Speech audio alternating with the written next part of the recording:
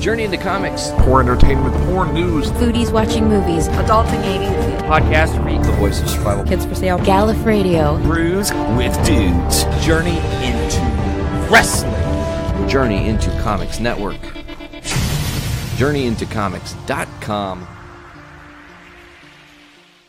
the following Is a Journey into Comics. Journey into It's a Comics journey into Is a comics Journey into Comics. Journey into Comics, Journey into Comics Network. production. production. Hi-yo, this is Nick Maxon from Brews With Dudes, and you are about to embark on the Journey into Comics Best of the Week show, featuring highlights from all episodes on the network this week. So go ahead and sit back, crack open a tasty brew, and enjoy.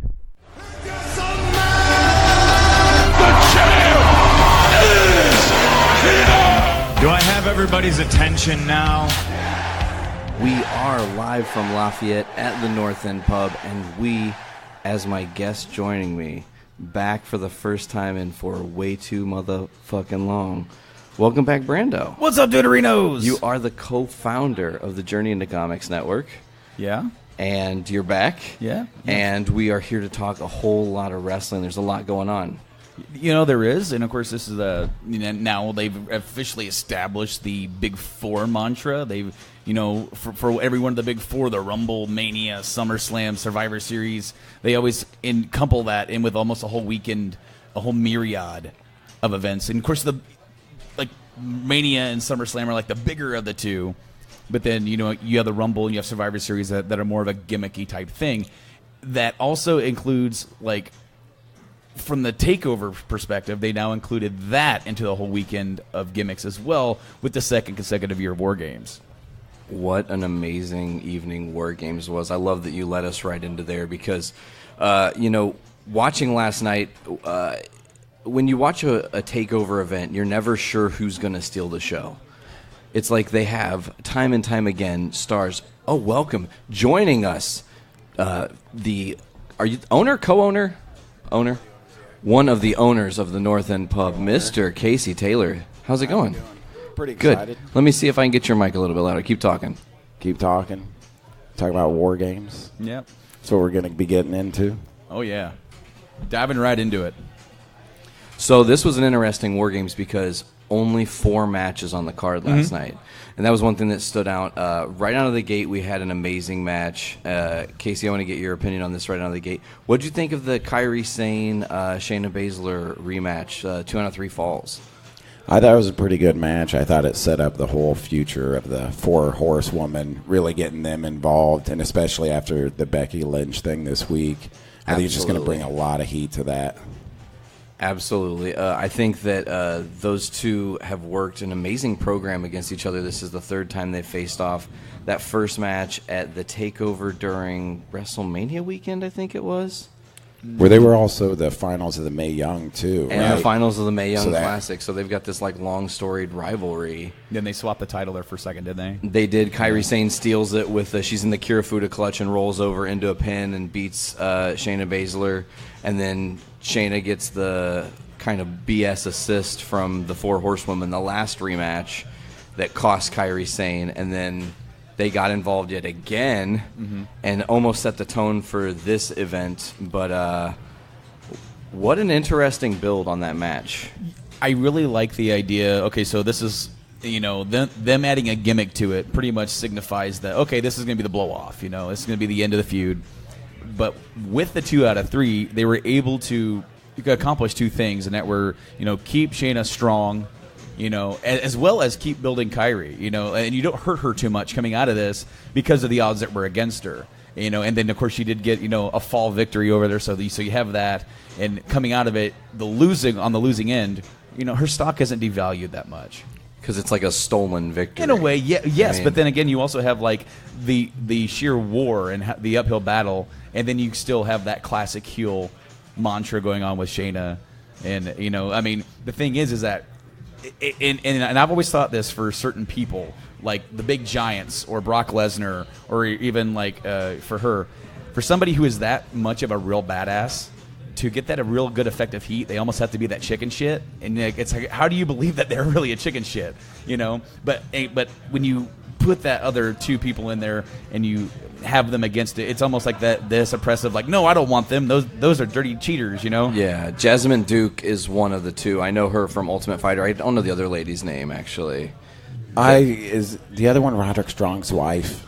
Yeah, I think so. She's one. I think that's right. But yeah, like the other thing I like about this is now this is a feud that's gone on for over a year now, which at NXT you don't really see because it's always kind of that little feud, hand off the title, you're up. And really these two girls were kind of put in a tough spot because they had that mass exodus of talent last year. Yeah. And these two kind of had to hold the belt Be up. the division. Yeah. Really, totally last be year. the division. Do you think Kyrie has a possibility to sneak her way into Survivor Series and be a part of that 5-on-5 that's missing one member? I think she could. I mean, I really thought whoever lost last night is probably not long for NXT. Yeah, because you're not gonna. Kyrie Sane can't keep losing to Shayna Baszler over and over. That doesn't really help her. We also have to consider the changes that they're looking at doing to the NXT program into the next year, with them making changes to the network and adding a tiered subscription plan to that. And making you don't know this? No, this is news to me. Actually, okay. So Bring it on the last stockholders call or whatever they did, they pretty much confirmed that starting next year, at some point, they're going to be adding a tiered subscription service, where the more money flowing in of that, they're going to be able to extend NXT to 2 hours and maybe even shop it to an actual network. Interesting. So therefore, not only is it just a 1 hour show every week that's there to build people up, you're building it to an actual different type of brand for the company that is also utilized to help bring people over to the other shows, but maybe like what they tried to do with the ECW brand when they relaunched it, try to make it in there. It's like obviously a notch lower, but it's like there with the others. It's still the same company, but it's almost its own different entity. Well, and I really feel like they're able to do that with NXT anyway. Like the stuff that we were watching back like 10 years ago, your Ring of Honors and your TNAs, things that were carrying this other level of pace, the X Division, all the that indie pace. WWE was like, we want that, but we're going to make that our own. Totally. And so they slap that NXT brand on there, and all of a sudden it's on their network, and you're getting almost that indie vibe out of that, but it's still WWE produced, and they can say, yeah, see, we can do it, and we can do it better than you guys. I mean, some would argue that NXT yet again. I mean, we haven't had Survivor Series yet. Obviously, we're building to that, but you could almost say NXT already stole the weekend. Right. Well, it does every time. That's kind of the funny thing about it is every single time there's a takeover. I can't remember the last time where I thought the WWE Sunday night event was actually better than the takeover. I agree. Couldn't even remember. Yeah, yeah. And to be fair, they're two different products, really, because you have the more higher echelon main roster appealing to the masses. I feel like NXT can appeal to the masses, but it really adheres to the hardcore wrestling fan. Like that is their target market. They know it, and they pretty much you give them their plate, your plate, and they say, oh, you want some of this, you want some of this, you want some of this, and there's like, all right, now go next, and the next person comes up and they get their plate filled, and you get almost everything that you want out of those shows. They do a great job creating feuds. The athleticism is there. These guys are all creative and inventive and not afraid to try new things. We get a lot of that when we talk about the War Games match, especially innovation. I do want to shortly mention that Matt Riddle match that wasn't really a match, like 14 seconds or something. Yeah. I don't really get it. You know that he keeps going around saying he wants to beat Brock Lesnar? It doesn't make sense to me. Did you see the interview with Triple H after the event? No. All right, so like basically what I read, like the word is on the sheets, Okay. is that they wanted to do this like a debut, but they didn't want to announce it as a match because they didn't want people to feel disappointed. Oh, damn. Well, like as far as like it being that short. Okay. So it was kind of like impromptu type thing, but like Triple H is like, you see this guy and you think he's a buffoon, you think he's just a goof.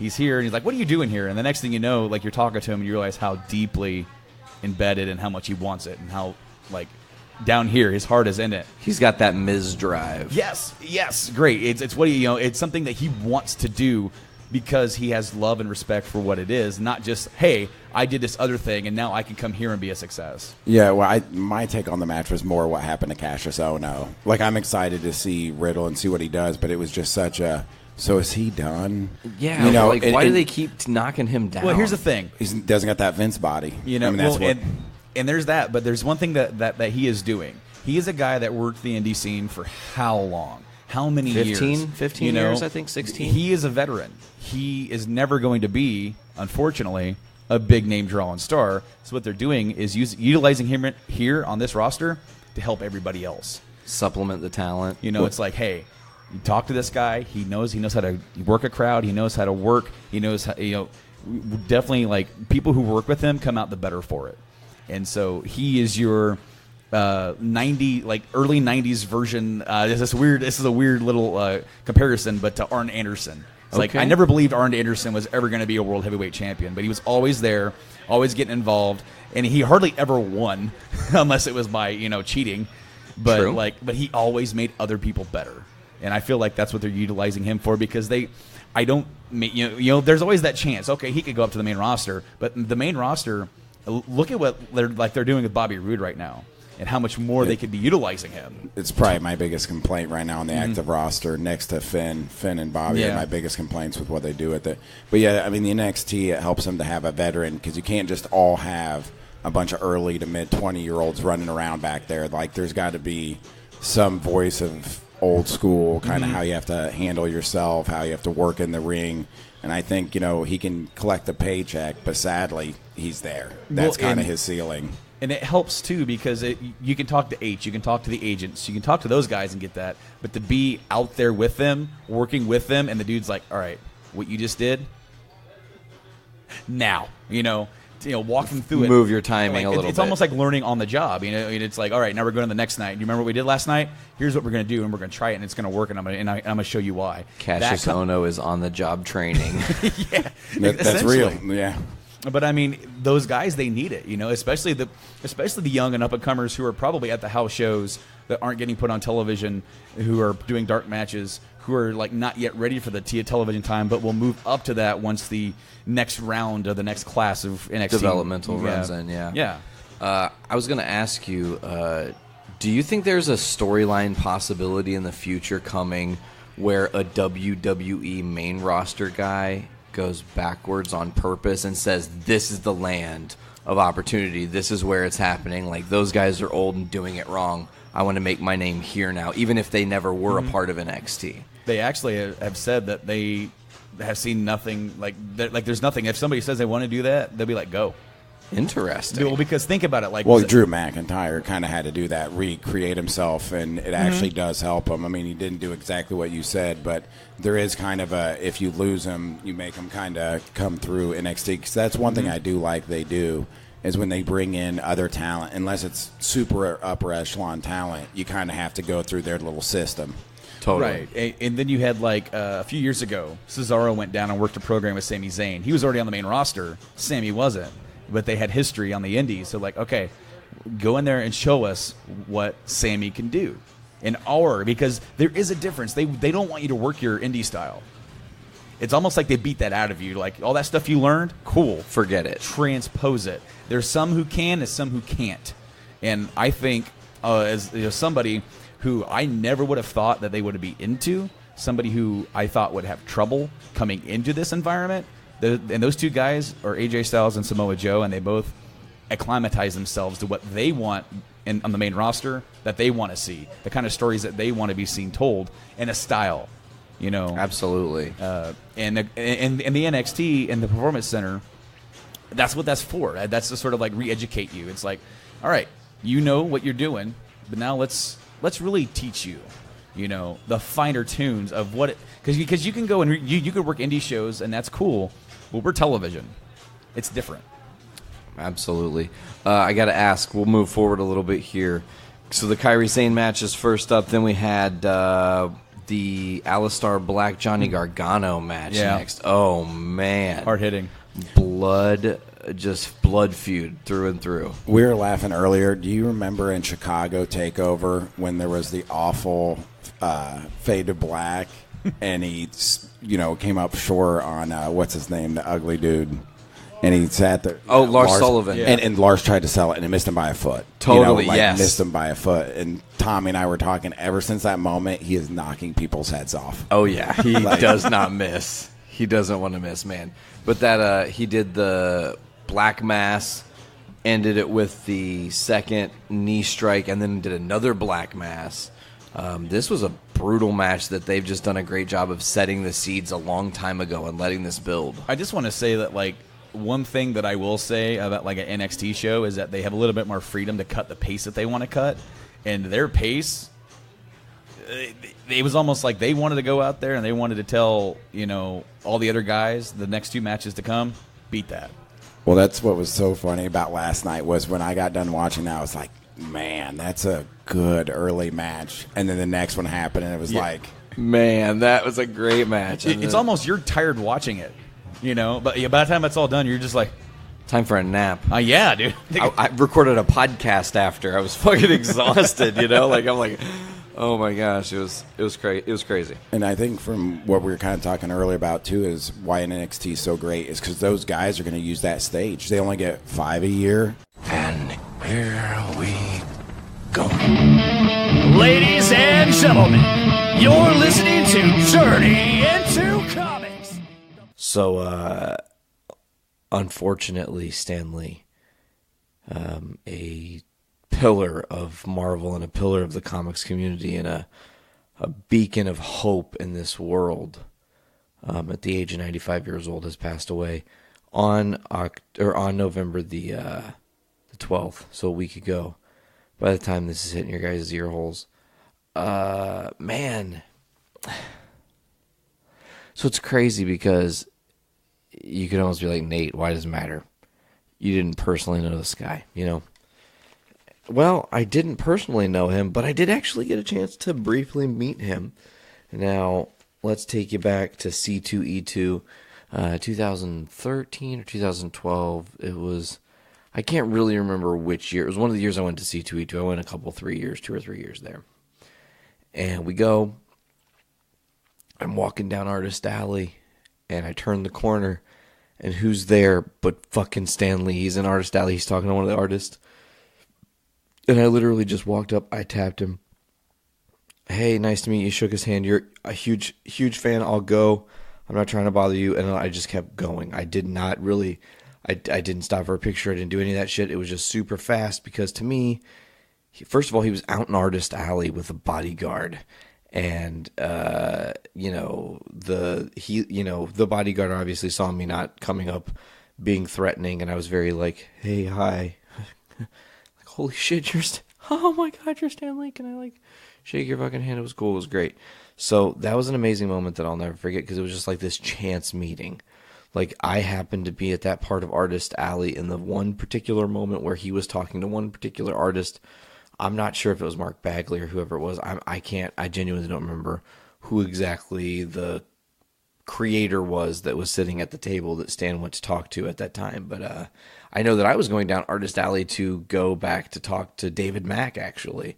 And God, I'd love to have him on the show sometime. He's such an interesting individual, David Mack. He's very insightful and very peaceful, calm with his words, well spoken and brilliantly delivered across the board.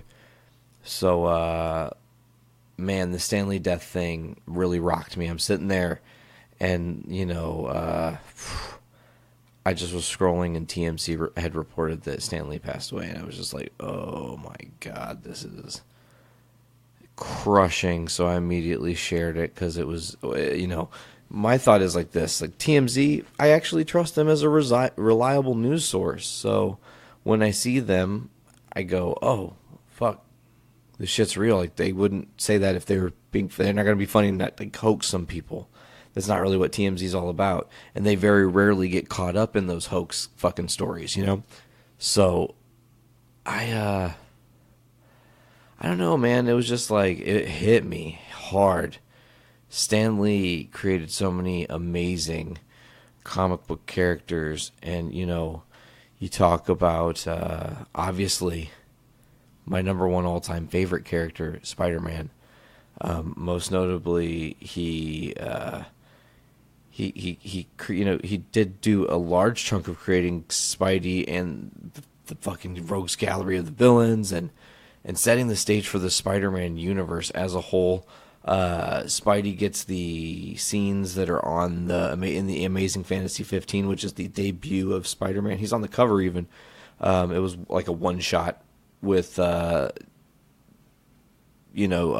Stan Lee writing it, but it was art done by Steve Ditko, which, oh, man, those two become like, So as fate would have it, several other Spidey's it was just like there were other people that appeared in Amazing Fantasy 15. Aunt May, Uncle Ben, Flash Thompson, Liz Allen. So it's kind of setting the stage for him. But other characters within Spidey's universe. I mean, and I'm just going to go kind of like for off the top of my brain meets here. I know that he helped create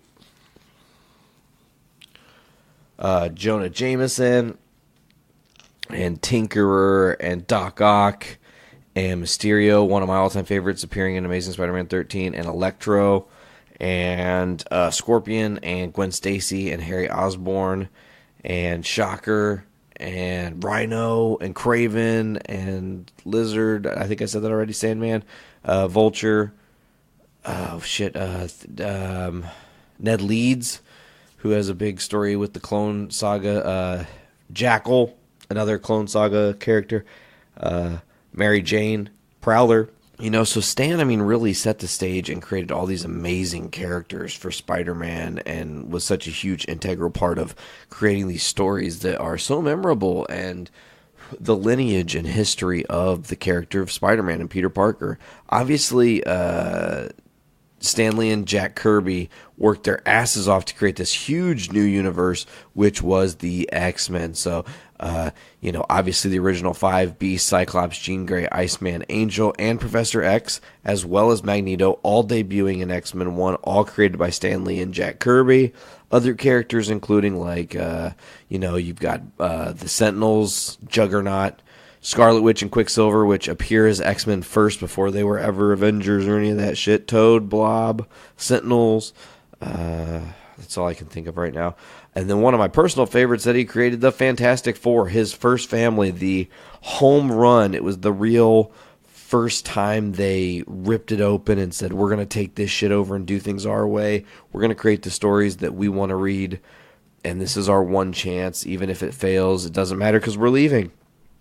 So it's all said and done. It doesn't matter. They roll the dice. They create Reed Richards, Sue Storm, Johnny Storm, Ben Grimm, as well as Doctor Doom and Galactus.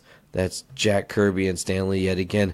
They also created characters like Mole Man, as I said, Doctor Doom, Uatu the Watcher, famously in Fantastic Four 13, an issue that I have. I have a lot of issue 13s from those classic eras.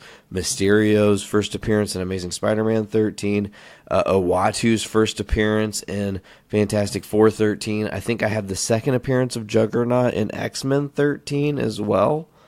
I would have to look that up because I can't. Actually, I'm definitely certain that's his second appearance because I'm pretty sure his first appearance is issue 12 of X-Men. And then, anyways, Super Skrull, also Kang the Conqueror, Galactus Silver Surfer, Ronin, the Accuser, Annihilus, Franklin Richards. God, think about that. Okay, also another character Stan Lee creates is the Hulk. Just in the Hulk alone, just the Hulk, just say the Hulk. Ultra memorable character created by Stan Lee. Daredevil. Another one, great. Iron Man, amazing. Thor, Doctor fucking Strange. And people within Doctor Strange's world, like Caecilius and Enchantress and Mephisto, and I know he created Dormammu or helped create Dormammu. Who did he work with? It was Steve Ditko. He and Ditko had an amazing Doctor Strange run there, creating a lot of different characters. He creates Black Panther, first appearing in Fantastic Four 52. Creates the Inhumans, first appearance of them in the Fantastic Four 44, 45, and 46 for the majority of the team, but Medusa appeared way back in 36 first, and then everybody else shows up later in those 40s. He also helped create Ant-Man, Hank Pym, Egghead Wasp, Giant Man Goliath, Bill Foster. He also had his hand in helping create Groot, Fing Fame Foom, Nick Fury, Baron Zemo, Hawkeye, Wonder Man, Eternity, Hercules, Batrock, Sharon Carter, Peggy Carter, The Collector, Ares, The Living Tribunal, Forbush Man, Adam Warlock, MODOK, Black Knight, Captain Marvel, which was, I'm pretty sure, Marvel, not like Kara Danvers, Man-Thing, Falcon. I mean, he created like 100 fucking characters or more, you guys. The man is a fucking legend and should be revered as such, and it just breaks my heart and soul that he is gone. And I know that I'm not, it's crazy. I'm not the only motherfucking human on earth that's mourning the loss of Stan Lee. Obviously, his family, shout out to the Lee family. His daughter, JC, I think it's JC, having to deal with this shit. But it's like with any celebrity death comes other people commenting on it. We're in this era now where, 2018 going here into 2019, I can't believe we're so close to it. We're in an era now where as soon as something happens, we can get people's immediate opinions and feelings and thoughts and gut reactions. Boom, what's the first thing you thought of as soon as you heard this news? What did you go and tweet? You put your thoughts together, you wanted to make a statement, say something, what did you say? And so many people came out and said beautiful things. We're going to get to those in just 1 second. But before we get to those beautiful things, because I just want to kind of try to do this on a high note, it's like Stan Lee's death, just like his life in the later years, is being marred in like a little bit of controversy because people are talking shit. Army Hammer, I'm not even going to address that because I don't fucking like that guy. He should never have ever been considered for the role of Green Lantern. Fuck him, but I digress. I'm not saying anything more, but this thing with Bill Maher, I want to talk about it. It's weird. I had a lot of respect for a while for Bill Maher. He made this documentary, Religulous, and it really opened my eyes, and it gave me an opportunity to look at things a little bit more clearly, I think, because, I get it. We are all these creatures on Earth, and we're human people, and we're trying to do our thing and create our own worlds or whatever. And forge our own path, as it were.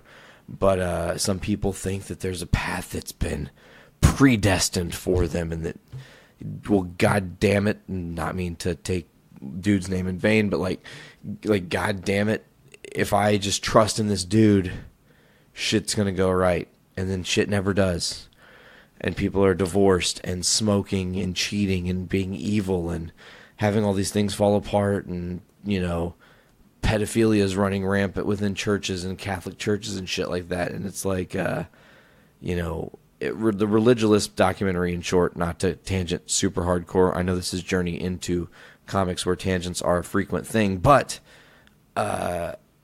he just opened my eyes to this like possible way of thinking. So I did have some respect for Bill Maher, but his most recent comments have me fucking heated. I'm just going to read some shit that he said, you guys.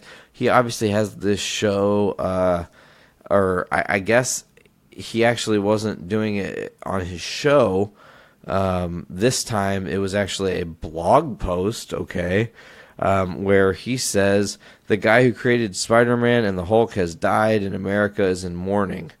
Deep, deep mourning for a man who inspired millions to, I don't know, watch a movie. I guess someone on Reddit posted, so incredibly grateful I lived in a world that included Stan Lee. Personally, I'm grateful that I lived in a world that included oxygen and trees, but to each his own. Now, I have nothing against comic books. I have read them now and then, when I was a kid and when I was all out of Hardy Boys.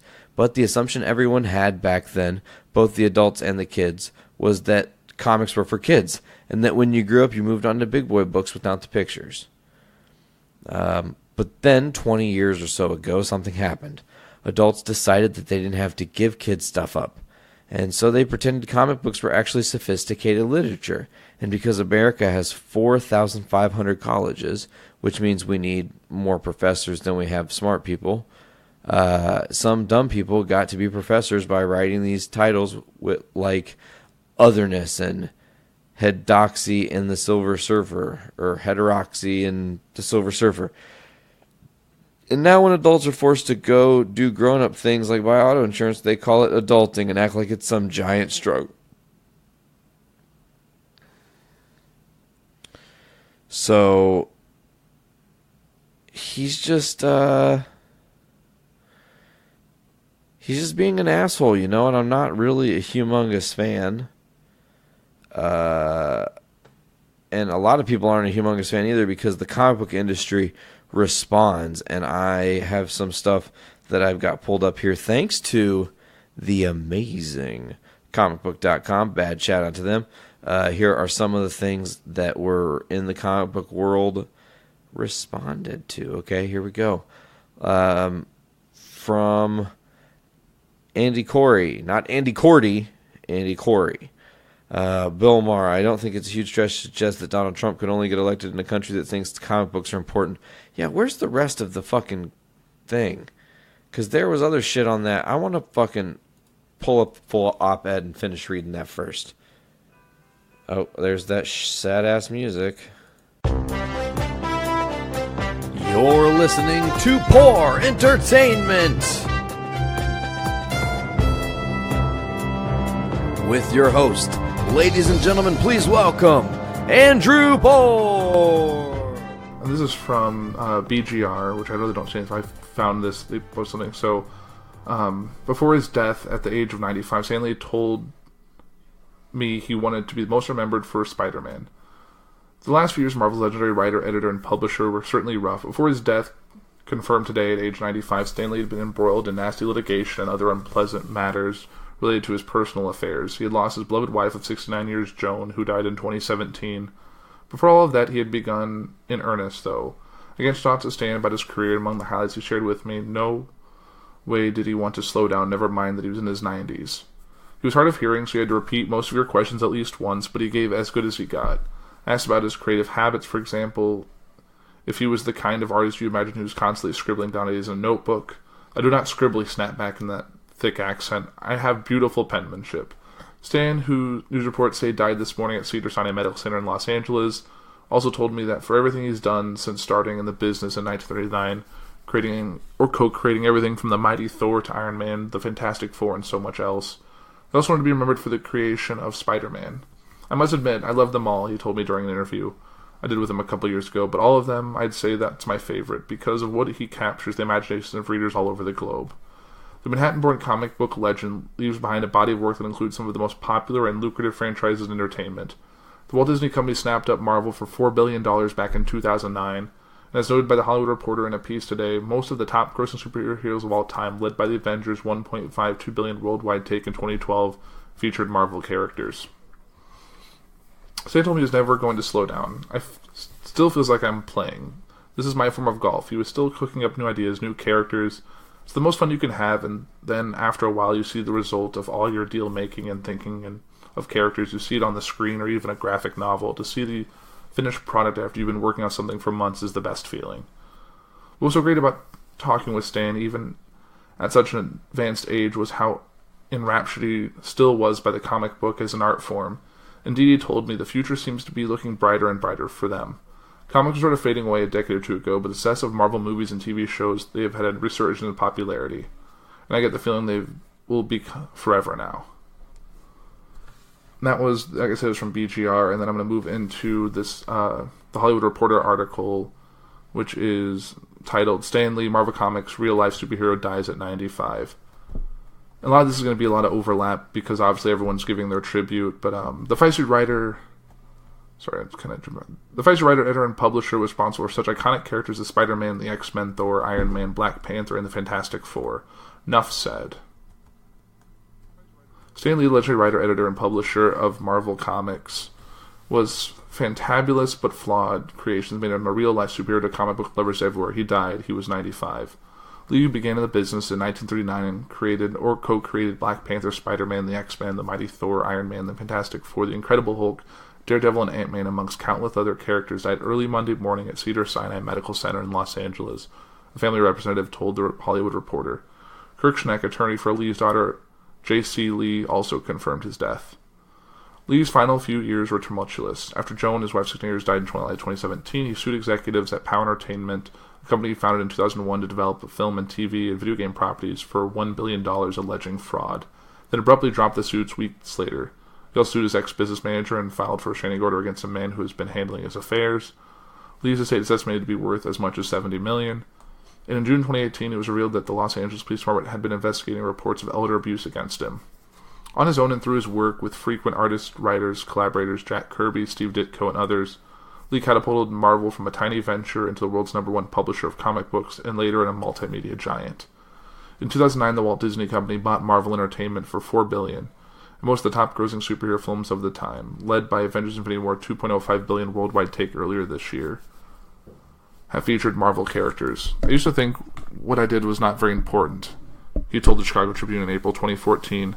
People are building bridges and engaging in medical research, and here I was doing stories about fictional people with extraordinary, crazy things and wear costumes. But I suppose I would come to realize this entertainment is not easily dismissed. Lee's fame and influence as the face and figurehead of Marvel, even in his nonagenarian years, remained considerable. Stan Lee was an extraordinary as a character as he created, Disney chairman and CEO Bob Iger said in a statement. A superhero in his own right to Marvel fans around the world. Stan had the power to inspire, to entertain, and to connect. The scale of his imagination was only exceeded by the size of his heart. Marvel Studios president Kevin Feige also paid tribute. No one has had more of an impact on my career and everything we do at Marvel Studios than Stan Lee, Feig said. Stan leaves an extraordinary legacy that will outlive us all. Our thoughts are with his daughter, his family, and the millions of fans who have been forever touched by Stan's genius, charisma, and heart. Beginning in the 1960s, the irrepressible and feisty Lee punched up his Marvel superheroes with personality, not just power. Until then, comic book headliners like those of DC Comics were square and well-adjusted, but his heroes had human foibles and hang-ups. Peter Parker, Spider-Man, for example, fretted about his dandruff and was confused about dating. The evildoers were a mess of psychological complexity. His stories taught me that even superheroes like Spider-Man and the Incredible Hulk have ego deficiencies and girl problems, do not live in their macho fantasies 24 hours a day. Gene Simmons of Kiss said in a 1979 interview, "Through the honesty of guys like Spider-Man, I learned about the shades of gray in human nature." Kiss made it to the Marvel pages, and Lee had Simmons bleed into a vat of ink so the publisher could say the issues were printed with his blood. The Manhattan-born Lee wrote, art, directed, and edited most of the Marvel series and newspaper strips. He also penned a monthly comics column, Stan's Soapbox, signing off with his signature phrase, Excelsior. His way of doing things at Marvel was to brainstorm a story with an artist, then write a synopsis. After the artist drew the story panels, Lee filled in the word balloons and captions. The process became known as the Marvel Method. Lee collaborated with an artist-writer Kirby on the Fantastic Four, Hulk, Iron Man, Thor, Silver Surfer, and X-Men. With artist-writer Ditko, he created Spider-Man and the Surgeon Doctor Strange, and with artist Bill Everett came up with the blind superhero Daredevil. Such collaborations sometimes led to credit dispute. Lee and Ditko reportedly engaged in bitter fights, and both received writing credits on the Spider-Man movies and 2 TV shows. I don't want to think I treated Kirby or Ditko unfairly, he told Playboy magazine in April 2014. I think we had a wonderful relationship. Their talent was incredible, but the things they wanted weren't in my powers to give them. Like any Marvel employee, Lee had no rights to the characters he helped create and received no royalties. In the 1970s, Lee importantly helped push the boundaries on censorship in comics, delving into serious and topical subject matter in a medium that has become mindless, kid-friendly entertainment. In 1954, the publication of psychologist Frederick Wertham's book, Seduction of the Innocent, had spurred calls for the government to regulate violence, sex, drug use, questioning of public authority figures, etc., in the comics as a way to curtail juvenile delinquency, where publishers headed that off by forming the Comics Code Authority, a self-censoring body that, while avoiding the heavy hand of Washington, saw neutering adult interest in comics and stereotyping the medium as one only kids would enjoy. Lee scripted banal scenarios with characters like Nellie the Nurse and Tessie the Typist, but in 1971 he inserted an anti-drug storyline into The Amazing Spider-Man, in which Peter Parker's friend Harry Osborn popped pills. Those issues, which did not carry the CCA seal of approval on the covers, became extraordinarily popular, and later the organization relaxed some of its guidelines. Born Stanley Martin Lieber on December 28, 1922, he grew up poor in Washington Heights, where his father, a Romanian immigrant, was a dress cutter, a lover of adventure books and Errol Flynn movies. Lee graduated from DeWitt Clinton High School, joined the WPA Federal Theater Project, where he appeared in a few stage shows and wrote obituaries.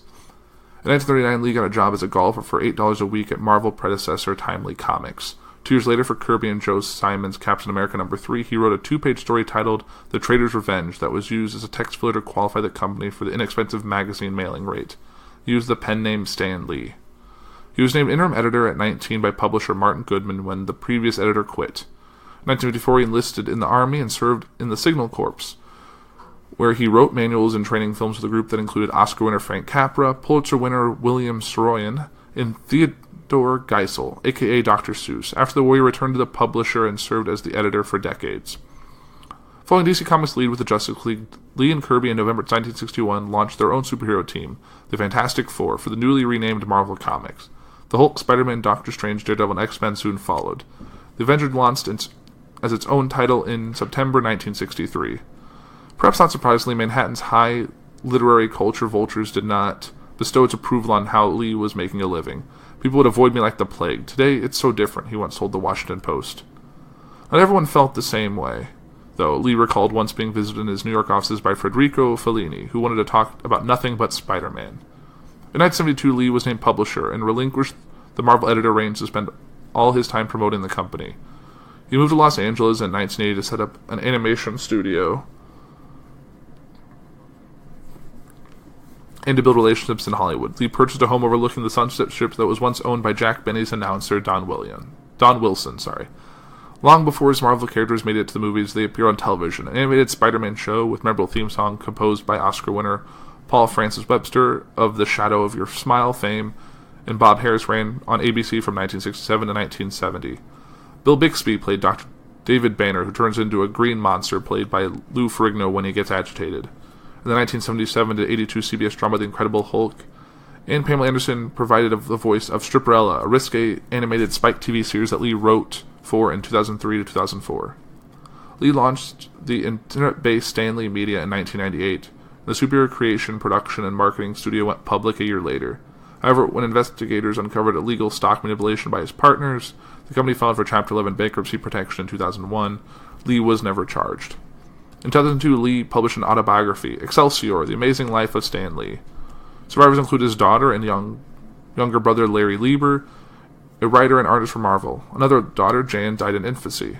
His wife Joan was a hat model whom he married in 1947. J.C. Lee and all of Stan Lee's friends and colleagues want to thank all of his fans and well-wishers for their kind words and condolences, a family statement read. Stan was an icon in his field. His fans loved him and his desire to interact with them. He loved his fans and treated them with the same respect and love they gave him. He worked tirelessly his whole life, creating great characters for this world to enjoy. He would inspire our imagination, and for us all to use it to make the world a better place. His legacy will live forever. Like Alfred Hitchcock before him, the never bashful Lee appeared in cameos in the Marvel movies, shown avoiding falling concrete, watering his lawn, delivering the mail, crashing a wedding, playing a security guard, etc. In Spider-Man 3, he chats with Tobey Maguire's Peter Parker at the stop in Times Square Street to read in the news that Leb Singer will soon receive the key to the city. You know, he says, I guess one person can make a difference. Enough said. And moving on to the last article that I want to discuss before I'll throw it to myself from 2 years ago. It was a very new, very different performance on a very old mic, and definitely not as practiced as I am now. But these are the statements from basically a bunch of celebrities, so I'm just going to run it through here. We already heard what Marvel Studios President Kevin Feige said. Chris Evans, who played Captain America for the past 7 years, until he recently announced he has hung up his shield, tweeted, "There'll never be another Stan Lee. For decades, he provides both young and old with adventure, escape, comfort, confidence, inspiration, strength, friendship, and joy. He exuded love and kindness and will leave an indelible mark on so many lives. Excelsior." Evangeline Lilly tweeted, "Stan, more than a master of stories, you always seem like a master of living. I'll look to you for inspiration for the rest of my life. You live on. XOXO, your Wasp." And continued a separate tweet asking fans to flood the internet with any artwork that had ever been created out of the inspiration from Stan Lee, while starting the hashtag Break the Internet for Stan. Bill Rosman said, "You may not know about it, but your stories, editorial notes, letter pages, and soapboxes that we read growing up became the voice we needed to guide us through life and inspire us to strive to be the heroes that you knew we could be. Rest in peace, Stan Lee, and thank you." And then James Wan said, "Aw man, heartbreaking. R.I.P. to a true pioneer and legend. My youth wouldn't be the same without him. So grateful to have met the guy and told him how thankful I was for his work." Stan Lee, a true pioneer, has passed away. That was the Fandango posting. Joseph Kahn wrote, "I wrote a fan letter to Stan Lee as a kid. He sent me a thank you note and signed a copy of How to Draw Comics the Marvel Way. There's a part where it compares 2 different ways to frame a dialogue scene. I literally started my filmmaking education there. Larry King wrote, "We lost a real superhero today. Stan Lee was a visionary who elevated imaginations across the globe. I'm grateful for the time I got to spend with him. Rest peacefully, Stan." And then Mark Hamill wrote, "His contributions to pop culture was revolutionary and cannot be overstated. He was everything you hoped he would be and more. I love this man and will never stop missing him. They say you should never meet a childhood idol. They are wrong. Hashtag rest in peace, Stan the man." Jamie Lee Curtis tweeted, "Thank you, Stan Lee, for your service in protecting our freedom and for creativity and imagining. You were and will always be a superhero."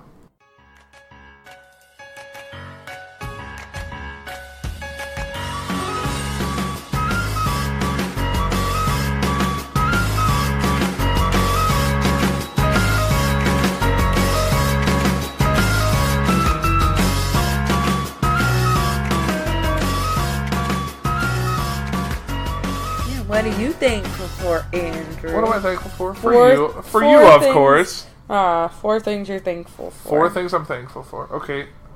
And why? Mm-hmm. Well, number 1, you, because obviously. That's not a good why. Because you're the best thing that ever's happened to me. Oh, stop. Aw. So cute. Okay, number 2. Number 2, my health. Yeah. Because health is always the thing that's important, and especially this area, like I didn't fall off the roof while cleaning the gutters and like break my leg because Liz would not look at me. If I would have done that, she'd be like, "Alright, wedding's off. You need to walk on the island. You have to be on crutches. It's not going to be a thing." Well, actually, we're still 6 weeks out. I could be off the crutches. Mm-hmm. You're like, don't even joke about that. Mm-hmm. Let's see. What would be a good 3rd thing? I'm thankful for time off because work can be stressful, and I know you're probably the same way. Is that sometimes you just need that breather in the middle of winter when everything else is busy going. That you can be like, I don't have to worry about work stuff. I can just worry about getting my own stuff done and just enjoying some time. Yeah. Number 4.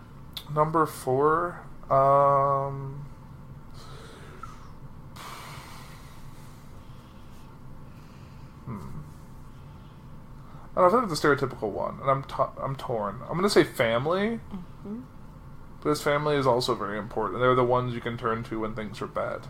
But I'm also thankful that Cyber Monday is just around the corner, and I can see all the nice deals that are coming out. Even though we're not doing Christmas, there's still a way for Andrew to be online shopping. Because I like movies, and movies are always a big thing that's on sale for Black Friday and Cyber Monday. Mm-hmm. Aren't you going to ask me? Yes. What are your top 4 things? These are not in order of importance, but I'm just going to go. I'm thankful for our pets because they make me feel good, especially after a rough day. I love having Maxie around and the roars. Him giving me love no matter what, and Rory, who just walked off my lap after giving me some nice little, like, on my lap time. And Daisy, even though she a little... doesn't like you as much as she likes She tolerates me, but I still love her because I love that I picked her out. You did. You picked out all the pets. Well, yeah. I helped pick out all the pets. You were the catalyst in all of the pets we currently have. Yep. Still trying to get number 4, but I don't think that's going to happen. Coming in 2019. A Buddy Foundation puppy. Maybe. No. Probably not, because then we'd be more broke than we already are. Woo! We would just, but so much love. Yes.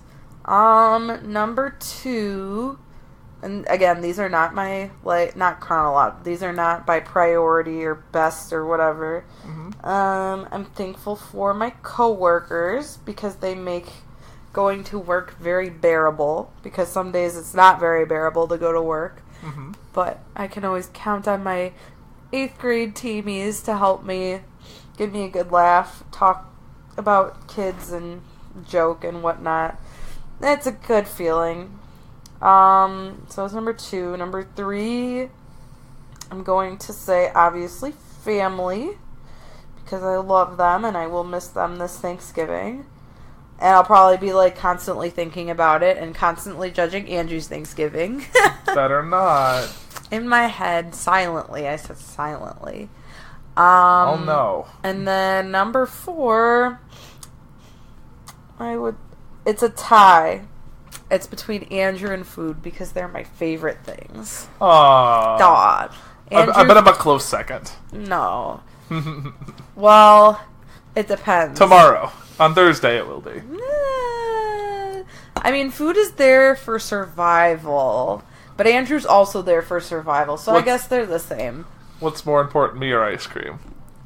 You. I can have ice cream behind your back any day. That is true. Yes. But... Yeah. And another thing that I'm kind of sad about is normally I bake, and I don't get to do that this year. You're baking. I mean, I'm baking banana bread now so that we don't have yucky bananas when we come back on Saturday. This banana bread is delicious. But I'm actually... My aunt actually asked me if I could make pumpkin bars, but I'm not allowed in the kitchen at Andrew's house, so I can't bake. So I don't know what kind of sweets we're going to have. No sweets. No, we'll have a sweets. Thanksgiving without sweets is we'll have sweets. Like a world without air. Depending on who's all coming, there'll be there might be those cookies with the Hershey Kiss on top. The peanut butter blossoms. Yeah, those are always good. Those are like Christmas cookies. No, it might come at Christmas. I don't know. My aunt Sarisa usually makes them, so it depends when she's coming. But there'll be desserts, I'm sure. I hope so. And alcohol. Woo! Yay, alcohol. Because we're bringing it. Yay, I get full control of the alcohol. All the Miller Lite, no. No Bud Light in this household. Because we are a Miller Lite household. I don't know. We are a craft beer household. Well, at our house it's craft beer, but your parents are Bud Light people. They don't really. My parents don't really drink. Well, your mom likes Bud Light Lime. Bud Light Lime and those. I guess those are Bud. I guess my parents are Bud Light or Bud people. My dad was a Busch guy though. Like this Busch Light. Busch lattes. Busch lattes. It's like drinking fresh water from a bush. Fresh water from a bush. Bush from Z Bush. That's probably closer to what it tastes like. Yep. Ha ha ha. What else? I don't like the cold. We had some snow and we had leaves and we had snow covered leaves and then we had no snow and more leaves and I had to rake it and we raked it. All right, well let's do that. What is the worst part of Thanksgiving? What's the one thing you don't, or fall or whatever? About this time of year, what do you hate the most? What do I hate the most?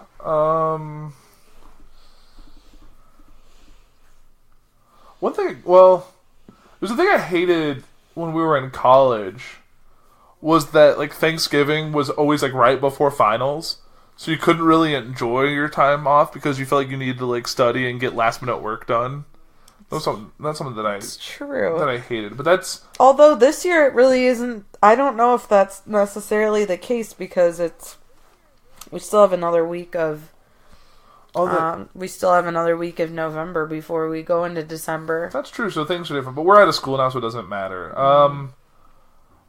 I don't like that snow in the winter is like rain in the summer. You just can't really predict it.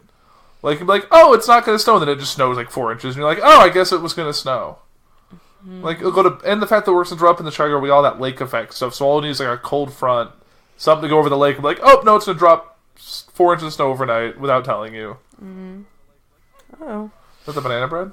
Maybe. It's the banana bread. But anyway, I can attend to that in a second. But, I don't know, what about you? What's the thing you hate? Celebrating Christmas too early. That really, like, and a lot of people, they're like, oh, Christmas makes people happier and blah, blah, blah. I'm like, but you gotta I still have, like, an equality between holidays. Be equal. Give everybody their attention. Well, that's the thing about, like, because Thanksgiving and Christmas are the two holidays that really families get together, but they're both within, like, the last 2 months of the year. Mm-hmm. Like, you don't see them until same time next year. Like, well, for some people, yeah. For some people. Like, for the long, like, because no one really gets together for, like, Easter or It's harder to Groundhog get together. Day. I don't know. Arbor Day. Arbor Day, big family gathering. What is it? Indigenous People Day. I mean, 4th of July, sometimes family gets together. It just kind of depends on the I thought that was more when I was a kid, that like family would come in for 4th of July or the summer holidays. Mm-hmm. But like when you're an adult, like you're really like, oh, like great aunt so and so, I get to see you twice a year or once a year because sometimes they alternate. Oh, bitch, owie. Sorry, another zinger. It hurts. Well, yours, did you really have it that you had certain family that you'd only see it one holiday or the other? You never got both. Yeah. Or we don't see them at either. And they just show up, like, the day after Christmas, day after Thanksgiving. Right. We had that, too. Like, oh, fuck, sorry. Another one? They're getting closer together. It feels like... Someone stabbing you in the How gums? do I describe a zinger? It's like electric. It's like a little shock. And it hurts. Mm. It's like a shock mixed with, like, blowing cold air on your teeth. Oh... It's like that really. It's almost like a brain freeze, but like in your mouth. Yes, that's a great way to describe that. Interesting. Well, while Liz is talking about or checking on the banana bread, I'm gonna keep talking. So, one thing that's a little different than some people, because some people, if you live far enough from like both sides, like your both parent sides of the family, you kind of have to play that game where we have to alternate between holidays, like. Thanksgiving we'll go to your family, and Chris will go to my family, and next year we'll switch. But since growing up, both of the hubs for my parents' families were the same town I grew up in. So we never had to go anywhere. We were like 4 blocks or 6 blocks from my grandma's house. And then we were like within walking distance of my grandpa's house on my mom's side. So what we'd typically do is we'd go do like an early lunch or a late lunch, like a 2:00 meal at my grandma's house, and then around dinner time we'd pack up and go to my mom's side of the family for dinner, and then do that, and then usually it was about the same thing for Christmas. But this year it's going to kind of be, when Liz is there, it's actually going to be a fused day because both families are older. A lot of the kids aren't coming in, or their kids, so it's going to be. Everyone's going to be under my roof, so it'll be a bit different this year. Because that's one thing that's nice, though, is that both sides of my family, at least on like the small, like on the level that actually stays in the area, all get along. So I enjoy that, and I think Liz's family is pretty much the same. Like I don't think Liz's family's ever gone anywhere different for Thanksgiving or Christmas because both her sets of grandparents were both relatively close by. They were both in the suburbs, so it worked out. And I don't know if Liz has anything to add, because I kind of hear her coming back. What? What? What? I was asking, you never had to travel for the holidays anywhere? Because both your sets of grandparents were in the area. We did, not to like my grandparents' house, but one year my aunt and uncle in Ohio had it. I think we've done it outside of our house, maybe 2 or 3 times in my life. I don't know. The worst one, though, was when I had to spend Thanksgiving at a hotel. Because my brother was having, like, a Thanksgiving... he was having a Thanksgiving, like, tournament for his Pee Wee football.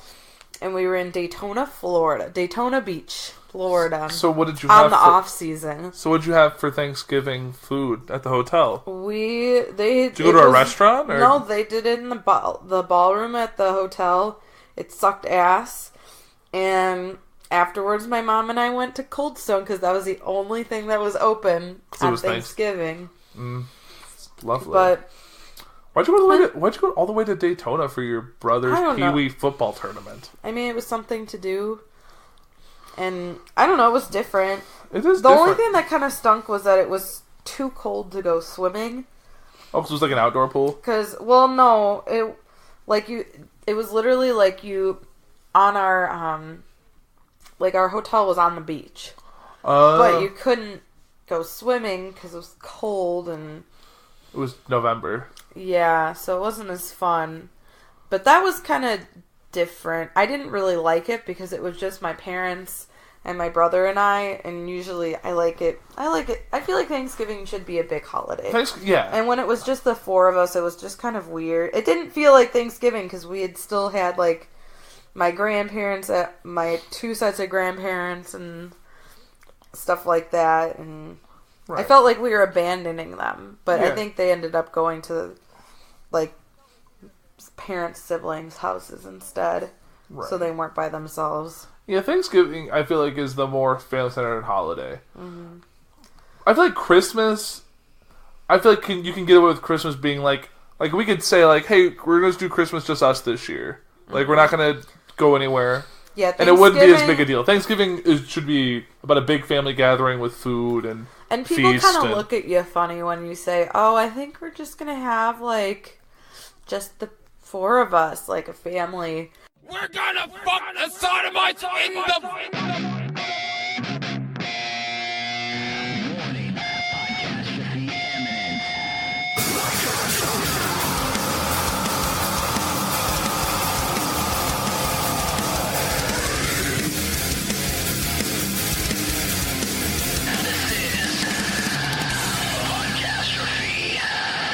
Okay, let me see here. Notes. Okay. A tale as... Oh, wait. That's Beauty and the Beast. My bad. Hey, ladies and gentlemen. Welcome to another episode of Podcastrophe. I'm your amazing host, Dead. Now, you guys are probably wondering, where are Dick and Tyler? Why are they not blessing us with their heritage today? Well, here's the deal. Life kind of got in the way a little bit, and Dick is actually moving into a new home where we're going to get the new Podcastrophe studio. And then Tyler, he was traveling very far away. Actually, I'm not even sure where the hell he went. He just went somewhere the fuck away. So here's what happened. It kind of came up. They could not record an episode. So they asked me, Deadpool, to fill in. And I was thinking about, like, what could we do? And how could we do something interesting and fun and different? And I thought, what better way for Podcastrophe to pay tribute to me than to have them talk about me? So, folks, without further ado, let's get into it. This is going to be the Infinity War. I'm sorry, I fucked that up. Podfather, please don't shoot me. This is going to be the Road to Infinity War Deadpool review by one Podcastrophe. We hope you guys enjoy it. It should be a good time. They're going to be talking about me, Deadpool. It should be a great time. Get excited. The Disney Fox merger is coming soon. And also be sure to check out me in theaters with my best bud Fred Savage and Once Upon a Deadpool, coming to theaters exclusively December 12th. What's up, everybody? This is Podcastrophe coming at you again on a special edition inside of a special edition, so a little bit of special edition exception. Yeah. This is the Road to Infinity War, and we're going to talk about Deadpool today. Which is not part of the MCU. Nope. This is bonus content for all you Patreon patrons on Patreon. You're so good at this. I'm doing this as autistic as I can. It's awesome. So... that's my autism. Oh, I thought you were going to screech. I can't screech. But, so, Deadpool, when it first came out, big controversy, first rated R superhero movie. Mm-hmm. Fans were ready and not ready for that at the same time. Can I just steal this from you and be like, let's go a step further. Go ahead. Let's go further back to the test footage. Go ahead. Do you remember that? Vaguely. Do you remember the test footage? I vaguely remember it. It's literally the opening scene of the movie. Okay. But it's all CGI, and it's actually Ryan Reynolds in a mocap suit, and it got leaked, and then okay, I remember that now. It got leaked, and then Fox actually put out. Oh yeah, easy there, fella. Then Fox actually released it, and they're like, "Hey, so," and which is pretty typical of anything that leaks. It's right. Like, well, we planned this. Yeah. So, Yeah, that was awesome. That hyped me up so much. I was like, holy shit. Is this real? Then I found out it was test footage and it wasn't real. But it was definitely, I did find out that it was Ryan Reynolds actually voicing Deadpool, and I'm like, this would be so perfect. Why is this not a thing? Well, we as fans, just a Deadpool cameo is something that I've wanted for a long time, and never did I think, as a fan or somebody who considers myself above average as far as being able to review and critique movies and what is feasible, what's not feasible from the movie studio standpoint. And I never, especially, I've always agreed that Ryan Reynolds is the dude that should play Deadpool. Yeah. No one else should play Deadpool. And then we get 2 terrible movies, X-Men Origins Wolverine. Yes. And we get to see Deadpool himself for the first time. And that is... We see Wade Wilson. We Deadpool. Did not see Deadpool. Well... We saw Weapon 11. Okay. That was supposed to be Deadpool. They called him the Deadpool. That was their plan. And that was terrible. And then, there's complete garbage. There's the whole Green Lantern flop. Yeah. Which is even worse than Origins Wolverine. So, and both of these problems, that's what they're called. They're not movies, they're problems. Right. They both get, these problems both get addressed in Deadpool. Right.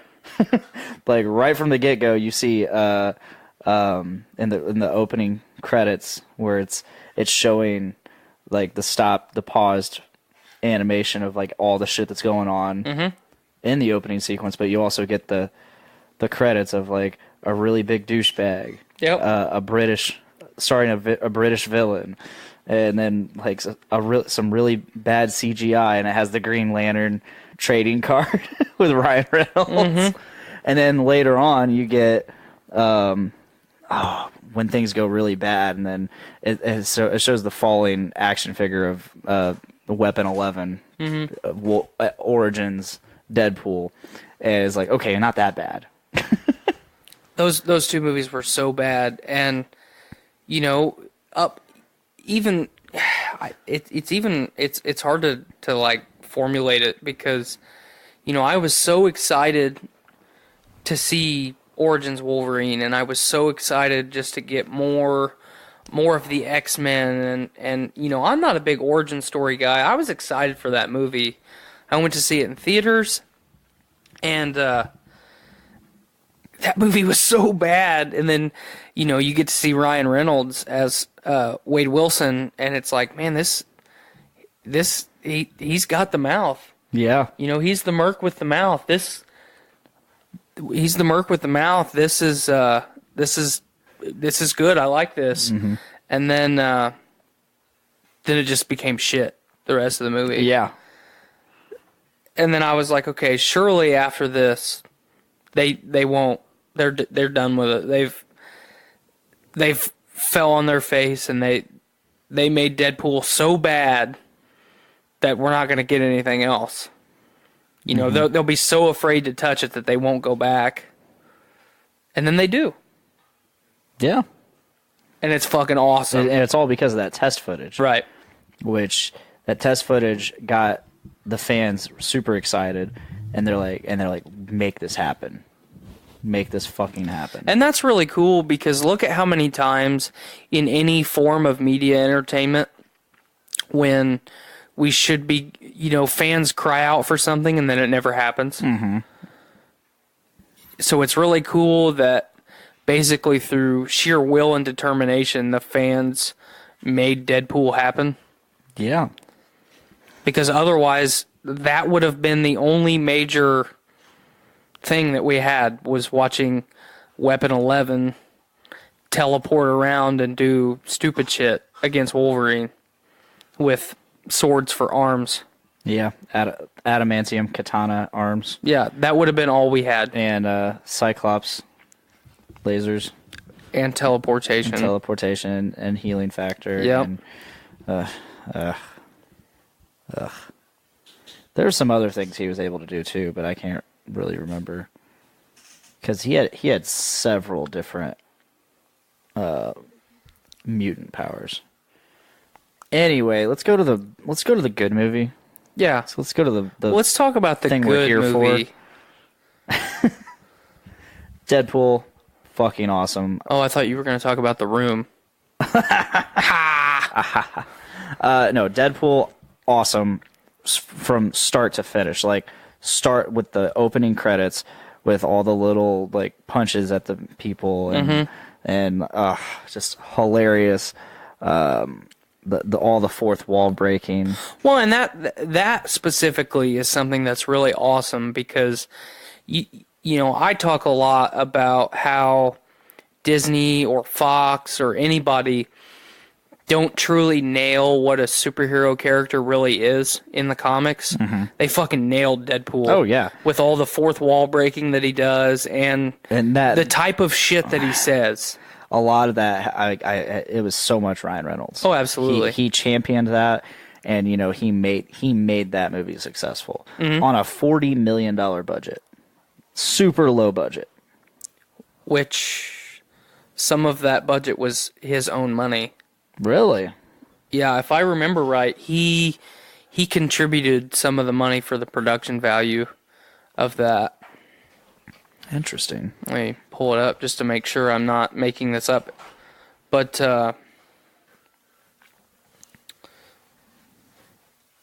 so I've talked a little bit on the last review that we did, and I talk about it a lot on Podcastrophe. How do you feel about the cast of Deadpool? I really enjoyed it. Ed Skrein did a really good job as Ajax. As a person who's never read a Deadpool comic, but being a giant fan, I knew about Ajax, but I didn't know that much about him. So his portrayal of Ajax, not really sure. I enjoyed him in the movie, so there's that. Colossus, whoever they got to play Colossus, awesome job making Boy Scout Russian. I want to talk about that a little bit because, you know, we get Colossus as like a late teens, early 20s man in X2. In X2, and it's very underwhelming. You know, Colossus is this super strong, super pivotal part of the X-Men, and he doesn't do shit. I don't even know that he has any dialogue in X2. I don't think he did, but all he really did was go all Colossus-y and deflect some bullets and save some kids, save some students. But, you know, as a fan, seeing Colossus like that, it's like, oh my god, he should be doing so much more. And then the amount of comedy that he brings to Deadpool is just fucking fantastic. Well, it's always great pairing like those super serious like virtuistic characters with Deadpool, who's just gonna totally feed off of that like goody two shoes mentality, right? Or that goody two shoes spirit that like say Cable or I don't know much about Cable, but from the Deadpool game, Cable's not a goody two shoes dude. No, but from the game he was super serious. Like, yep, he is. And so and it's always fun watching Deadpool like just be the complete antithesis of that, right? And he's not evil, but like. He just goes against anything that's like. Well, he's an anti-hero. Yeah, exactly. He's supposed to be that way. Yeah. That's why all of my favorite most of my favorite characters in the MCU are anti-heroes. That's why I like the Guardians so much. That's why I like Deadpool. Lost my train of thought there for a second. That's why I like the Punisher. You know, Venom is a big he's a villain and then an anti-hero and then a villain and then an anti-hero. Yeah. You know, he goes back and forth. That's why I love those characters so much, because it's not sunshine and rainbows coming out of your ass all the time. It's, you know, I'm a super powerful dude, and sometimes I'm gonna have to hurt some people, or not necessarily do the super, you know, paragon of civilization type thing. to get shit done. Because sometimes shit just needs to get done. Yes. And that's what Deadpool's there for. To do it with some style and some panache. So what do you think about T.J. Miller as Weasel? Okay, first of all, when it's for a lot of his scenes, they weren't as funny as they could have been. But when it comes down to like the whole scene where he's like, "Oh wow, you look like a topographical map of Utah was face fucked by Freddy Krueger or whatever," and then you look like an avocado fucked an older, uglier avocado. Just the blooper reel on that alone, where he was just saying shit over, like just continuously saying shit, and they were just picking and choosing what to use. But that's just gold. I personally think I love T.J. Miller as a comedian. I love him too. He's fucking hilarious. You know, we talked about improv with Chris Pratt. T.J. Miller is a guy that can walk into a room. Oh yeah, and you can be like, I want you to go on and talk for 15 minutes about tangerines, and he will say the most fucked up, hilarious shit about anything at the drop of a hat. And you know, you can watch dozens of interviews with him, and he's the same in every single one of them. He just talks, and whatever he says is just hilarious. It's not like he doesn't act. He doesn't act, and he doesn't need to. Yeah, he's done a really good job of just portraying himself. What's wrong with being childish? I like being childish. Before I go, I just want to tell you were fantastic. Never trust a hug. It's just a way to hide your face. That's the exciting thing. Nobody in the universe can do what we're doing. Why are you pointing your screwdrivers like that? They're scientific instruments, not water pistols. Gallifrey! Yes, this must be where I live. And back to reality. And we're back. So you guys had some other Doctor Who news, I think. I'm pretty sure. Yeah. You had mentioned to me earlier today that rumor has it that Jodie Whittaker and the new showrunner are not going to be returning after 2019. They done. Rumor has it. Yeah, you got it. Is that Adele? Yeah. It is Adele. Fuck yeah. Wiggly, wiggly, wiggly. I love that we just did that. That was great. The worst. Whoa. Anyway, it's late. We've had a lot of turkey. Yeah. Turkey tripping. Turkey tripping. Turkey and whiskey and turkey tripping on GallifRadio. Yeah. With Grandpa Dandy. Anyway, what the fuck were we talking about? We were talking about news, and you were saying. Oh yeah, they're not planning on coming back. That's the rumor has it. Who's planning on not coming back? I said that, Jodie Whittaker. And Chris Chibnall. It's very important to note that the showrunner is actually the reason that she will be leaving. If Jodie departs from the series, it's only because Chris Chibnall is leaving. Yeah, what's happening? Well, they kind of have this budding friendship because of Broadchurch. That's why they are working together here. Good fit because of Broadchurch. They work together there. So it just seems in tandem, and she doesn't trust a new showrunner bringing and making her Doctor not what she wants. You know? What you're saying is that that's going to make room for John Pertwee's son to be the new Doctor. That would be great. That. BBC, make that happen. I would sign a Gotham petition. is going to be over. He's going to be available. The 14th Internet, Doctor. make it a thing. Hire him. And would you now? Let me ask you a question. Would you have him return as Pertwee and make it like no? He would be his own Doctor. Okay, so he would be his own Doctor. Okay, but they would make he'd have nods. to wear like he'd have to have that car, some kind of car named Bessie or a callback. Yeah, maybe he would actually bring Bessie back. That would be interesting. Yeah, when has the Doctor had like a vehicle like that? Long. Well, not actually. Technically speaking, the last time he had a vehicle was the 50th when he had the motorcycle. Yeah, but he would have to bring back some dramatic flair. Okay. Mm-hmm. Okay. We need a bit of flair. I like that, but I need a little flair. Italian black boots. Would you reference yeah. Would you make it almost a joke, like, "Oh, I almost got my face how I used to have it. Like I tried." You know, like it's a close representation. Say something like, "Well, this looks awfully familiar," or something. You'd have to come up with some kind of clever nod if you do that. BBC, figure it out, please. My question, Kisses. and actually I have a question. Would they give him a lisp? Is the real question. He's so happy. I would be really like happy. when he's like in regeneration mode, and then he like kind of can come out of it. You ham-fisted Bonvenda. Yeah, that. Bring that back. Bring it back. Or maybe his companion can be like the same name. What was it, Joe? Well, Third Doctor has 3 companions: Liz Shaw, Joe Grant, and then Mhm. Sarah Jane, Mhm. which interesting I forgot about Liz because Shaw. she. I well, mostly just watched a lot of Joe Grant's because Yeah. we kind of got you That's locked into that second season of Pertwee Mhm. because it kind of 'Cause like it's Terror of good. the It was really Autons. good. There's all these episodes within there. Obviously, there's the Three Doctors that runs during that serial, but Mhm. in that first season, man. That's an interesting John Pertwee. It's interesting, like he boxes somebody, fist fight. I love how physical John Pertwee's doctor was. I know. Like he was like He was like a James Bond. Yeah, he was like motherfucking James Bond. Yeah. I've said it before on the show, Ooh. but he has a tattoo as well, and that shows. So the doctor has a tattoo in That's lore, dope. which is cool. Ooh, you know Yeah. who would make a really good James Bond is John Pertwee's son. Yeah. Sean. Sean Pertwee. Sean Pertwee. John and Sean Pertwee. Yeah. Yeah, there you go. You'll never forget that. I really wish that would happen. Let's manifest that. Man, that would be Come on, interesting. make that happen, too. Okay, so Yeah. if He you're just going to won all have the him as the jobs. new doctor, who do you bring on as a new showrunner? Do you guys have anybody who directs anything from Britain that you're like, oh man, if they took over Doctor Who? I have one. I've said it earlier, obviously, but I'm going to let you guys. I don't know. I don't watch enough British TV right now. Okay, To fair know enough. who's like out there doing things. Fair enough. V? Yeah, I agree.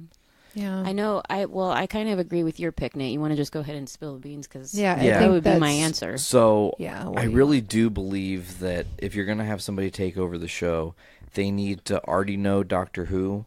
They need to already have a love for long, drawn-out shows that kind of tell bigger, arcing stories, because I think that's very important. And who better than somebody who has been in the Doctor Who universe, who has directed episodes of Doctor Who? I don't sleep on the fact he has been a director as well. And maybe at some point we'll look up what episodes Mark Gatiss directed. But Mark Gatiss is the perfect choice for the future showrunner of Doctor Who if Chris Chibnall decides to leave. I think that Gatiss has the history behind the show. He has a genuine love for the show. And, I guess I'm going to need to really hear what episodes he directed before I fully decide if he has the know-with-all or the elbow grease to take over the series. Hopefully he didn't direct the Unquiet Dead episode, because I'll cry. Because that episode to me is just so... Why are you always hating on that episode? you know what? It's weird. The Gelf storyline... I get the whole thing, and I know the story. I've seen that episode fucking a million It's times. just like witchy and stuff. It's just let it be boring. witchy. It's just boring. It's boring and too much like you Beetlejuice. remember that episode, right? What? The one that he's always ragging on? It's that boring. Episode of Doctor Who that's got Gwen from Torchwood. Before that she's Gwen. actress. Yeah. Yeah, that one, and it was like in the funeral parlor or whatever, Mhm. and it was all witchy and stuff. Yeah, I dug that. Yeah, I know. Nate He doesn't hated like that one. He I hates remember it. when we watched it, he's like, man, I don't like this episode. Yeah, he always says that. He's been saying that for like 10, 12, however long. That's funny. Long time. Well, I was looking at Mark Gatiss on TARDIS.wikia.com. Okay. Mark Gatiss. Yeah, main roles in the Doctor Who universe was the Captain, Richard Lazarus, and the Master. And can I just say, for a composer, because we were watching that show yesterday, Nate, DC Titans, is that what it's called? Titans, yeah. It's really good. I actually think you might like it, but it's the music is good. It's these two guys. I don't remember who the two guys are. I looked them up and I was reading about all the stuff that they did, but there's parts of it that like sound like Silent Hill music. Like it's good. It's interesting. I think they would be really good doing Doctor Who. That's sweet. I don't remember who that is now. Oh, that's what Buggin'. Gatiss produced. He has not written or he has not directed at least any Doctor Who. He might have written contributed 9 scripts and made 4 guest appearances. but he was an executive producer on, and this is something I want to watch this year as well for the show, An Adventure in Time and Space.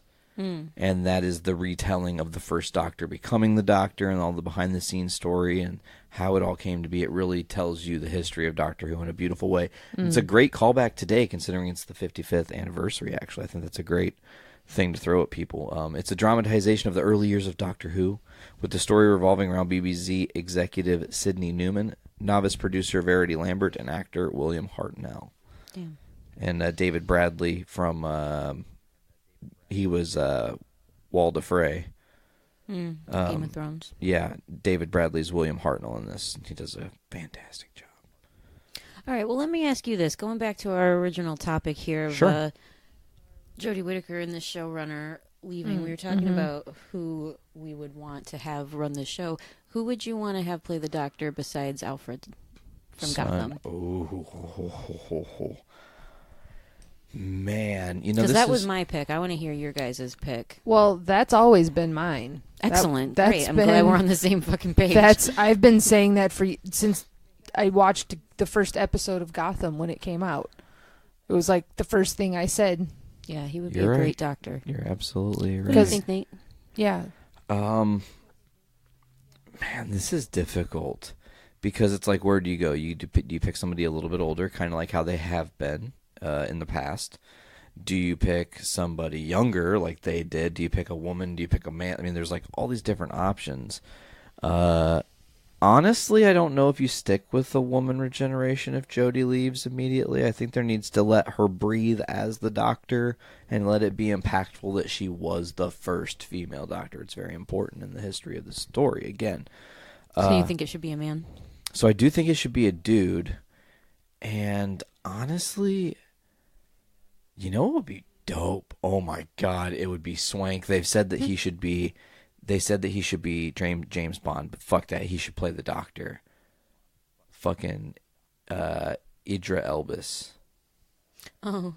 From, he plays Heimdall in Thor. Thor. Yeah, correct. Mm-hmm. That's funny that's what you know him from. Yeah. Oh, he was also right? He was also in the Marvel. The Dark Tower series, right? He's in a lot of stuff. He's been in a lot of stuff, yeah. Yeah, he's been around. He was in Lucifer, I think, in the BBC. That was his first big show, I think. Or Luther, maybe was what it was called. Luther, not Lucifer. That's a current show, I think. That's like a network TV show, yeah. Yeah. My fault. Yeah. Or we can go completely left field and have like the actress that plays Michonne. Oh my God, Denai Gararia would be fucking amazing as the But like Doctor. kind of as she'd be super intense. That'd be awesome. Yeah, not a Michonne character, but like that like Amazonian type of character, you know, that because that's like larger than life, you know. That's a totally different type of woman. But yeah, you saying that was making me think. I feel like these showrunners, Moffat did it, right? He did little callbacks, used the Daleks, used the Cybermen, used the Weeping Angels that he created and whatnot. You know, used the Zygons again and shit and whatnot. The Zygons. You know, with the Zygon inversion or whatever, that episode that happens in Series 9 that we're getting ready to get into. But I feel like they always are like, I have to be different. I need to dare to be different. I need to do things differently. And they never go, man, do you know what would blow the fans' fucking minds right now? If Jodie Whittaker showed up on a planet and Jack Harkness was there. Oh my God. If Jodie Whittaker goes back to somewhere else and all of a sudden who comes around the corner but fucking River Song? And it's like, what the fuck is happening? Who are you? And it's her trying to convince her like, no, it's me. I'm the Doctor. I remember you. You're River Song. And she doesn't know her really. You know, it's like the very, very first time River's meeting him. Did we ever see the Doctor's wedding? Yes, we do. I don't remember. Yeah, we did. Okay. Trenzalore. That's right. I was trying to remember. It's been a while for that one. There's also something we haven't talked about in regards to those two leaving. Yeah. Or possibly leaving. What it is.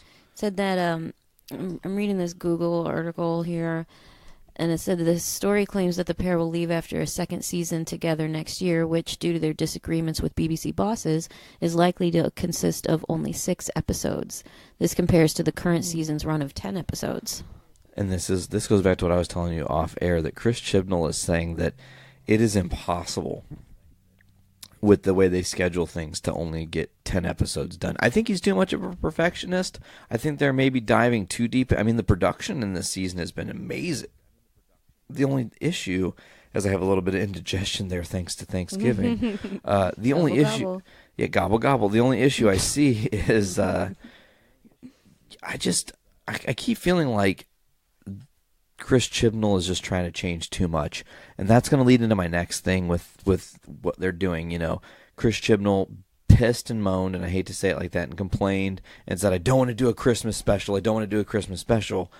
And by God, he's getting what he's asked for, because we're not getting a Christmas special this year. We tackled that on the last episode, but since then, there has been an update, a little bit of a breaking news on this story, as it were, because there will be a New Year's Day episode now. No Christmas, now we're getting it on New Year's. What do you guys think of that? Does it really matter that much? Like the first time in 13 years or some shit, right? Yeah, since 2005 when the Doctor returned to television. Yeah, it goes along with they said on Talking Over the Show, Chibnall said he wouldn't be featuring any of the show's established monsters such as Daleks or Cybermen. Instead, new alien foes, including the Pating, have been depicted. The series has also reintroduced historical stories which have tackled subjects ranging from U.S. Civil Rights campaign Rosa Parks. We all remember the Rosa Parks episode with the music. Hashtag we remember. To the, yeah. Okay, so he's doing things differently. He's just really trying to shake it up, and I get it. You're trying to leave your mark. But don't leave your mark being a dumbass and not using the tools you have in your. I'm not trying to be mean. I'm not trying to be mean. But seriously, think about it. Jodie Whittaker, the first female Doctor. How important is this in the history of the show? Yeah, and she's been great and universally praised by critics and fans alike. You mean to tell me? I want you guys to think about this. That she's never going to go up against a Dalek, never going to see a Cyberman. How is that robbing these people? Think about that amazing maybe in this moment. Season, maybe in the 6 episode thing, they'll break it up into like 2 little story arcs. And that's what I was going to say. Then what do? Half of the story arc is Daleks, half the story arc is Cybermen. Woo, we're done with our series. I'm worried that right now Chris Chibnall is kind of fucking putting a landmine in Doctor Who. And he's real close to blowing this sumbitch up and doing the wrong thing. It's time for Brews with Dudes.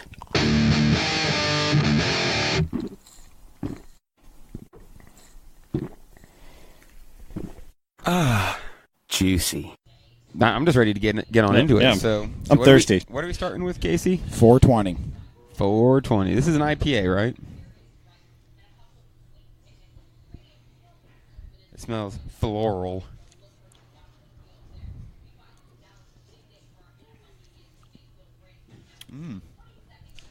It goes down so easy. So smooth.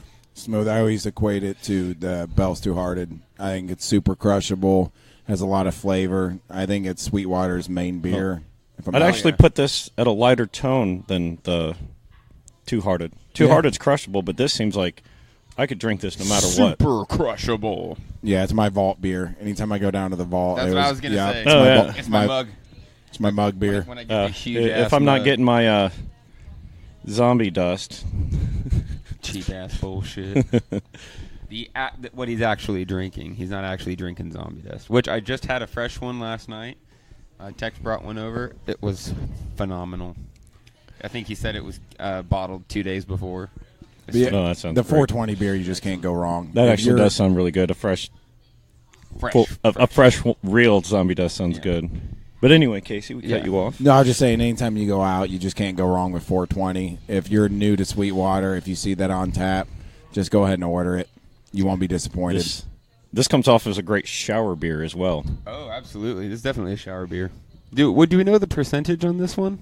It can't be terribly high. No, I'd have to look. I don't think it is. I feel like it's I want to say 6. It's like 5.5, 6. Yeah, I think it's like in that 5.5, 6 range. Very low IBU as well. Not very bitter at all. Very bitter at all. No. But I get a lot of the floral, like I said at the beginning. We're just gonna stomp on through these since we're not having huge samples. Next up, we're jumping into the blueberry wheat ale. I think they just call it blue. Sweetwater Blue. You pull it up. And Sweet Blue. Try to show the case. Try not to pull the bottle out from under it. Yeah, we got this bad boy's 4.6. Case for everybody who can see it here. One's upside down, or it might. Yeah, one's upside down, left and right side for you. But that's fine. This one's pretty good. I always think blueberry beers, they're either good or terrible. There's ones that just it's got a good smell. Yeah, it smells subtle. It smells like a muffin. I like muffins.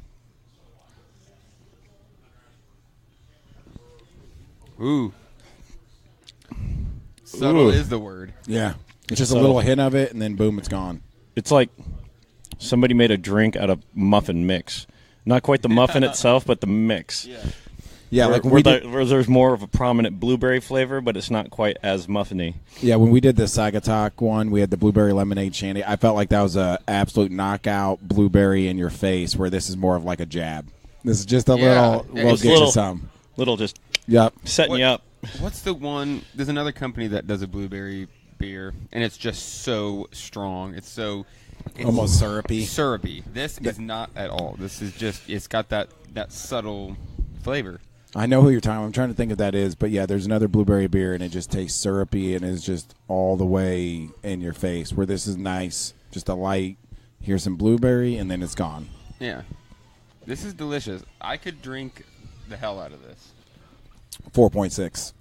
That's someone looking out for you. 4.6. Dangerous is the word. It's like, man, this is tasty. I'm going to smash one, and then it's gone. You're going to get another and go, hold up.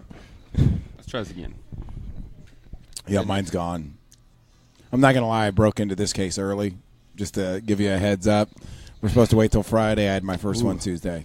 I like how you said your first one, meaning that there was a couple in between. If we run out of these tonight, it's my fault. It is 100% my fault. But that's the benefit the of... next person walks in and you're like, we're actually out. Yeah, we're already. Yeah. That's one of the sweet benefits, though, of, like, this is your bar, so you can be like, well, I'm going to drink this now. Right.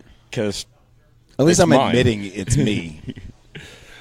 Right. What do you guys want to get into next? We got the Mosaic. We got the G13. We got the one that I don't get to partake in, the Going Coastal. We'll wait on that one. Let's do the easy, the hop hash. Yeah, okay. The hop hash. Okay, we can do that. These guys are very, what's the word I'm looking for? I'm going to use my word of the night is going to be subtle, because I've said it 6 times already. They're not very subtle. Let's be subtle about this whole thing. Yeah. Hop hash, 420. Sweetwater, where are they from? Is it North Carolina? Georgia?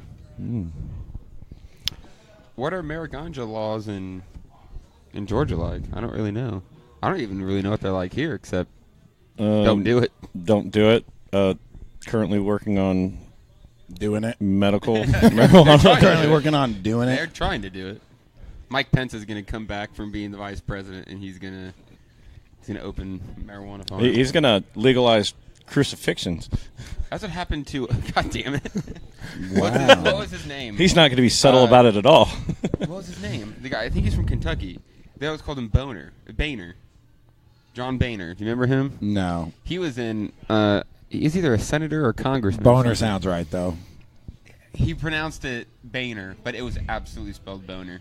But he was in the Senate forever, and then once, like right before he went out of office, he eased up on the marijuana laws in his state that he was going back to, retired from the Senate, and then went invested in marijuana. That's how you do it. Good for that guy. Right. Good for that guy. I always said that was going to be Trump's, the way that he could win over Democrats was by saying, like, I'm going to get in, I'm going to the can for it. everybody that you can see. Hopefully you can see through that phone call. Have you call. guys tried this yet? I don't think I've had this one. All right, I haven't try had this this one and either. then guess the alcohol content. All right, let's see what we got. Ooh, that smells dank.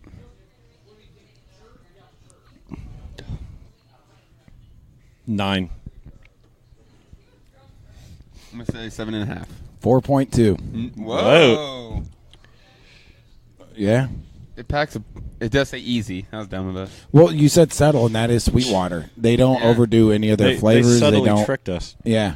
But it's nice because that's the old, when you go out drinking, it's what kind of night am I going to have? Well, here, am I all in on the 9 or 10% beer, or am I going to be able to drink a few of these? But yeah, I think for flavor, this is for 4.2. Firing all day long. That's got a high IBU, and it threw me off. Mm-hmm. This is awesome. It very much so hops you right in the mouth. I'm gonna hop you right in the mouth. And we don't always talk about that. Are you guys more can or bottle or draft, or does it just depend on the beer? I would say draft is the best. Draft is great. Then I would take a bottle. I'd take a bottle. if I'm going for like a light beer, one of those just, highly Cans. highly produced, just all over there, I'm going to get a can because it just tastes better out of can than those for some reason. I'm definitely a draft to can. I'm more of a almost as can and draft as a push. That'd be a fun argument. If everyone go home and decide and get like a really hardened stance, just get firm. Dig your feet into the ground with your opinions, so we can have an hour-long discussion about the pros and cons. I'm a more of a can guy than draft or a bottle, mainly because I have all this beard in my face, which might be changing soon, and I'm going to go nuts on the draft because I can just not worry about it getting all over in my face. Get it all up in your face. See, I'm a koozie person. Like, I just break them out of nowhere. Like, we could be anywhere. I'm going to rip a koozie out normally somewhere. So I feel like bottle koozies never fit right. I always think they're goofy. But on a tall boy can or just a can in general, I always feel like koozies fit just right. I do like a good koozie, and I like a good excuse to use a koozie. You do. See, this is me swaying you. These are bullet points on where I got to get you on to being a can person. My pros are filling up fast. I'm just riding along with it. This is delicious. I guess I haven't actually been to the liquor store in a while. Can I buy this? I think so. Around They're town? in the 15 packs, which is always nice. Give me the 15 pack or the 30 pack. I think I've over seen the Sweetwater somewhere recently. Like it's been forever since I've been in a liquor store too. But I was actually heading over to Zach and Brett's, and we're going to play this new card game that they got, and it was this drinking game, so we needed a lot of beer, so I went and got a 15-pack of something, and I swear I saw a Sweetwater 15-pack, but I was just shied away from it because I saw one of my old-time favorite beers there, so I was like, well, I'll get this. When the reps get here later, I'll have to ask them because they would know where they are. So you guys might have to, on the next Brews with Dudes, give a little update on that, where they can get some of this action. Yeah, definitely. I would love to have some of this at home. Yeah, definitely. So what are we thinking, the old G13 or Mosaic? Let's do it. Let's do G13. I haven't tried the G13. This one looks hazy. I know, because look at that. Like, after sitting there a little bit. It's got a little bit of... And I'm not going to lie, when you're pouring it back there, it smells delicious. Is this one off a draft? Yeah, this is draft. Yeah, that is... Oh, my goodness. That smells like juice. See, that looks like juice. That smells real good. It is... And if you're at home right now watching this, if you come in tonight, you get your special G13 glassware to take home. Oh, shit. Oh, damn. I got a sneak peek at those, and they look pretty sweet. It's a good beer. The Nonic glasses.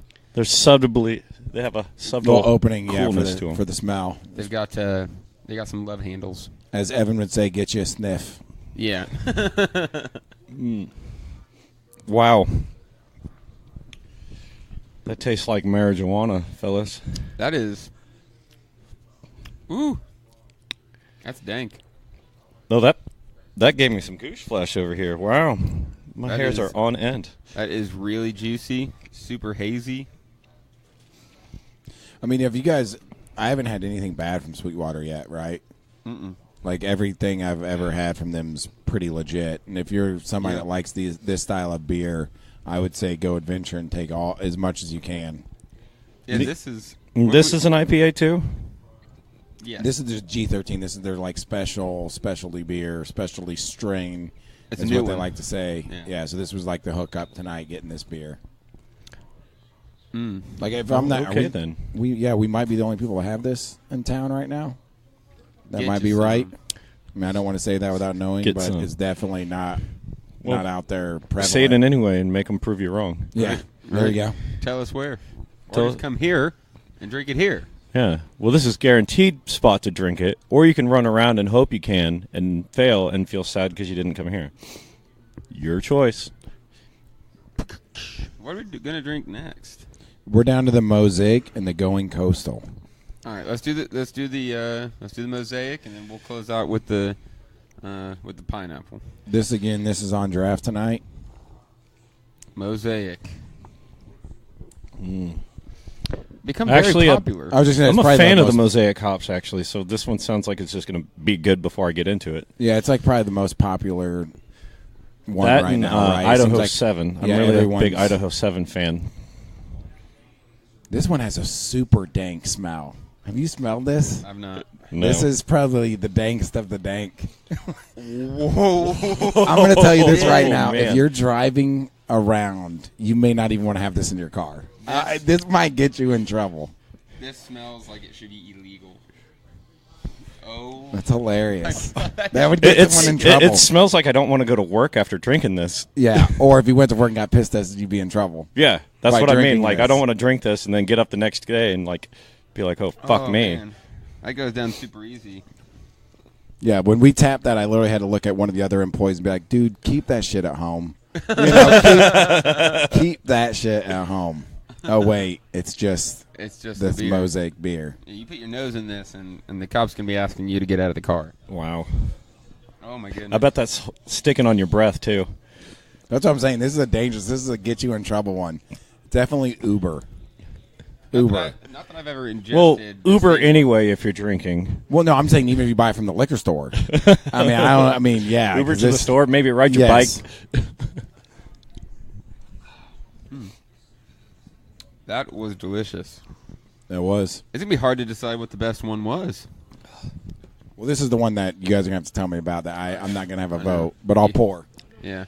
Yeah. This next one is the Going Coastal IPA with pineapple. Yeah. And if you are an avid Brews with Dudes listener, you know Casey cannot consume pineapple. He learned the hard way several times. We do not, like, he could probably have it, but I don't think there's an EpiPen in hand, and we don't want to just drive him straight to the hospital. It's not worth it. 420.